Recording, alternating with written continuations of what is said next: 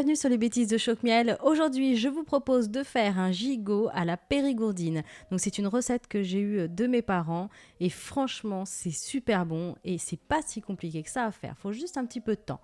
Vous allez voir toutes les étapes en vidéo. On commence cette recette en prenant une grosse cocotte, donc prévoyez une très grosse cocotte.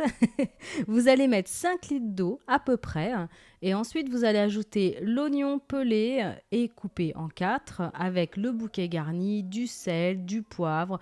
Vous pouvez ajouter du laurier, des épices après si vous le souhaitez. Donc vous allez fermer le couvercle et vous faites bouillir pendant 20 minutes. Au bout de ces 20 minutes, on va ajouter le gigot d'agneau. Donc, pensez à demander à votre boucher un gigot d'agneau raccourci. Sinon, l'os va être immense et ça sera impossible de le faire entrer dans votre cocotte. Donc, pensez bien à lui demander. Donc, vous plongez ce gigot d'agneau dans la cocotte pendant 15 minutes. Vous couvrez et au bout de ces 15 minutes, vous allez le retirer.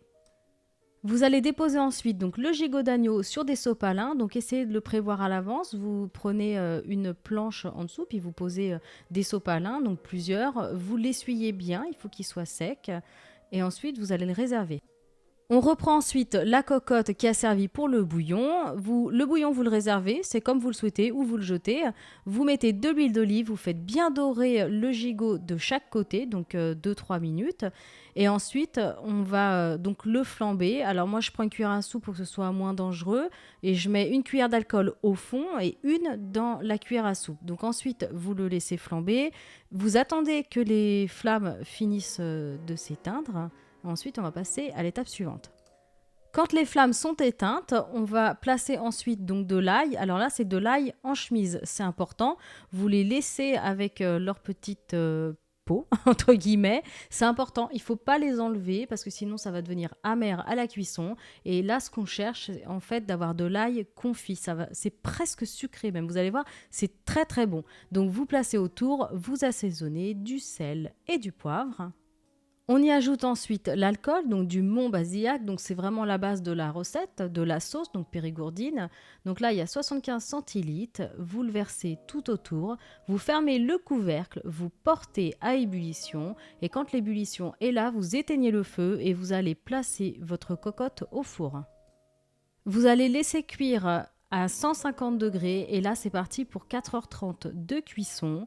Donc vous mettez la cocotte, vraiment la grille doit être tout en bas de votre four, il faut vraiment la descendre au maximum. Donc voilà, c'est parti pour 4h30 de cuisson et voilà le résultat. Donc au bout de ces 4h30, l'ail est bien confit, on a une sauce qui est parfumée, qui est délicieuse, c'est vraiment un régal. Vous pouvez accompagner ce gigot d'agneau avec bien sûr des pommes de terre sautées ou même des haricots verts, des pois gourmands, des cocos plats.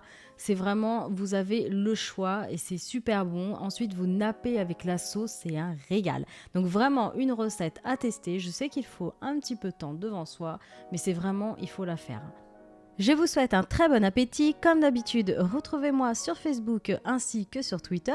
Et je compte sur vous pour vous abonner à ma chaîne, partager mes vidéos et y mettre des petits pouces verts. Allez, à bientôt!